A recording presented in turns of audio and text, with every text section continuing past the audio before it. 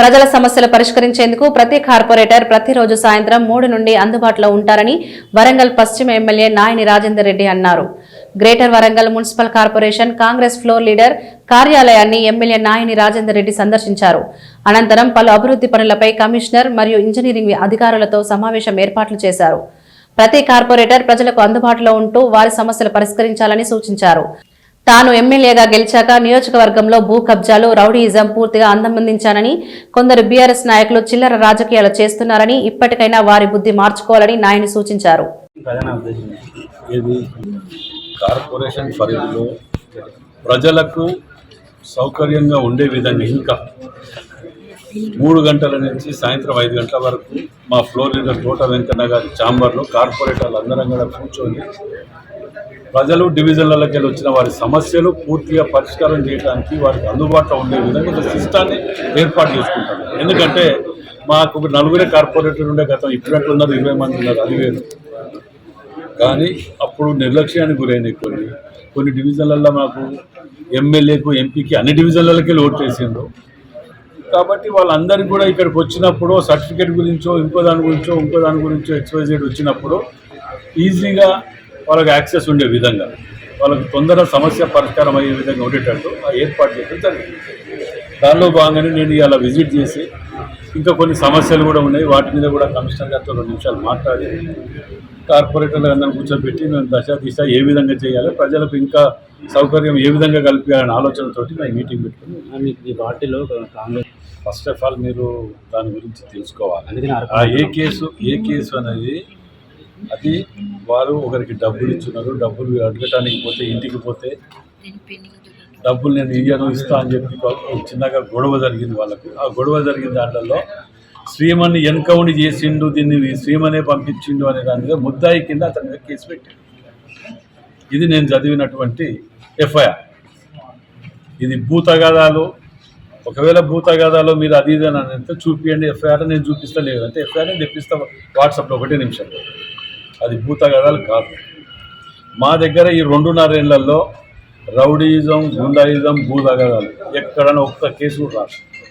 మా వెస్ట్ నియోజకవర్గంలో ఎక్కడ కూడా లేదు, ఉండదు కూడా. అది మా పార్టీ అయినా ఏ పార్టీ అయినా క్షమించేది కూడా ఉండదు. అదే ఇవాళ మాకున్న గౌరవ మర్యాద ఉన్నది అంటే దాని మీద ఉన్నాయి. ప్రజలు మమ్మల్ని నమ్ముతున్నారంటే దాని మీద ఉంది. ఒకవేళ ఆ కేసులో ఏమన్నా తప్పకుండా ఇది ఎఫ్ఐఆర్ ఇస్తా అంటున్నాం కదా, అంతకంటే ఇక నిజాలనే ఉన్నదల్లా. ఎఫ్ఐఆర్లు ఏముంటుంది? ఎఫ్ఐఆర్ అంటే ఎఫ్ఐఆర్ ఛార్జ్ షీట్ ఫైనల్. ఎఫ్ఐఆర్లో ఏముంటుంది? 90% అదే ఉంటుంది. ఛార్జ్ షీట్లో కూడా ఏమైనా ఉంటే 10%, 5-10% మారుతుంది. ఈయన A3 A4 ఉన్నాడల్లా. A1 అయితే ఉంటారు, మెయిన్ ముద్ద అయితే A1 ఉంటారు. ఆ రోజు అతను ఇక్కడ హన్మకొండలు ఉన్నారు, డబ్బులు తీసుకున్నప్పుడు నాకు తెలిసిన ఇన్ఫర్మేషన్ కూడా మీకు చెప్తున్నాను. రాదు ఇంతదానికి వచ్చి చెప్పి దాసేది ఏమన్నదల్లా. ఇచ్చిన డబ్బులు అడగటానికి పోయినప్పుడు వారు అక్కడ గొడవ జరిగిందట వాళ్ళకు. ఇక డబ్బులు ఎగ్గొట్టాలనే ఉద్దేశంతో అక్కడ శ్రీమన్ పేరు ఇక్కడ హన్మకొండలో రాలేదు. అక్కడ గొడవైనప్పుడు కూడా అక్కడ లేదు. వీరి పేరు చెప్పింది. వీరి పేరు చెప్పడం వల్ల ఏంటంటే ఇప్పుడు వాళ్ళు వచ్చిన వాళ్ళు గలాట్ అయింది, తిట్టిండ్రు, కొట్టిండ్రు కాబట్టి డబ్బులు ఇవ్వాలి. ఎగ్గొట్టాలని ఆలోచన ఉంటే ఇట్లా అడిగి పెడతారు. అర్థమైందండి? అందులో ఎవరు శ్రీమన్ కాదు ఇంకెవరైనా కానీ ఎవరు తప్పు చేసినా దాంట్లో మేము టార్గెట్ చేసి ఉండదు. తప్పు ఉంటుంది. తప్పు చేయకుండా ఇక మనం వాంటెళ్ళి ఇరికేయాలి చేయాలని చూసుకుంటే కూడా మేము కాపాడుకుంటాం. మా కార్యకర్త మేము కాపాడుకుంటాం, మా బాధ్యతే కదా, కాపాడుకుంటాం కూడా. సబ్జెక్ట్ చేసిన మీడియా గ్రూప్లో పెట్టిన దొంగ ఎవడు అనేది కూడా చూపించిన, క్లియర్గా చూపించిన, అయినా మేము ఖండిస్తాము అంటారు. దానికి ఎవరు చెప్పాలి జవాబు? తప్పకుండా ప్రతి ఒక్కరికి డబుల్ బెడ్రూమ్ ఇస్తా అంటున్నాం. ఇచ్చినాక గుల కొడతారా లేకపోతే మీకు అది దేనికైనా సిద్ధమే. మీరు ముందు ఇచ్చినాక వెళ్తానన్నా కానీ ఇప్పుడే ఇస్తా. ఒక ఎమ్మెల్యేగా నేనే చెప్తున్నా ఇవాళ. మీరు ఇప్పుడు ఇచ్చినాకనే పోతా అంటే నేను ఇప్పుడు 1 గంట లోపల తెప్పిస్తే ఇక్కడికి ప్రొసీడింగ్స్ అన్నీ. మేము అన్యాయం చేసే ఆలోచన లేదు. మీకు ఫస్ట్ ఆఫ్ ఆల్ పట్టదారులు కాదు, హక్కుదారులు కాదు. దానికి వెనకటికి వెళ్ళి తాతలు గుడిసెలు కొడుతున్నాం కాబట్టి మాకు పట్టాలు ఇచ్చిందన్నారు, పట్టాలు అమ్ముకున్నాం అన్నారు, ఇదన్నారు. అన్ని క్యాన్సిల్ చేసుకోవడం అన్ని జరిగిపోయినాయి. వాళ్ళని ఎందుకు ఒప్పించే ప్రయత్నం చేయలేకపోతున్నాం? మేము ప్రయత్నం చేస్తున్నాం. నిద్రపోయడం లేపుతాం కానీ నటించడం లేపుతామా? ఎన్నుకున్న దొంగలు ఎవరో మీకు చెప్పినా కదా, మేము ముందే పెట్టినా కదా. అధికారంలో మీరున్న కాబట్టి ఏదో చేయవచ్చు కదా. ఉన్నా కాబట్టి డబుల్ బెడ్రూమ్ ఇస్తాను, ఉద్యోగం ఇస్తా. అధికారం లేకపోతే నేనెందుకు ఇస్తా?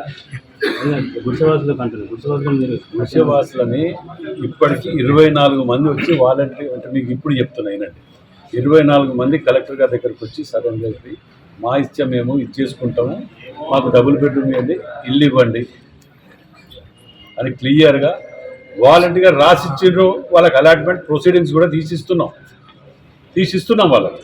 మీరు కూడా దయచేసి వాస్తవాన్ని, ఎందుకంటే అది భద్రకాళ అమ్మవారి పాపం దాక్తుంది. పొద్దుగాలే ఇలా ఫోటో పెట్టుకుంటాడు, దీని మీద ప్రమాణం చేస్తాడు, దీని మీద చెప్తాడు, ఇదే అన్యాయం కదా. ఆయన పెట్టిన సంతకాలే కదా. నేను అనేది వేరే ఉద్దేశంతో కాదు. ఆయనకు నాకు గట్టు పంచాయతీ లేదు, పాలు పంచాయతీ లేదు. పంచాయతీలు ఉన్నదలో ఒకటి అభివృద్ధి మీదే. నువ్వు చేయలేదు, నువ్వు చేసేదాన్ని అడ్డుపడకు.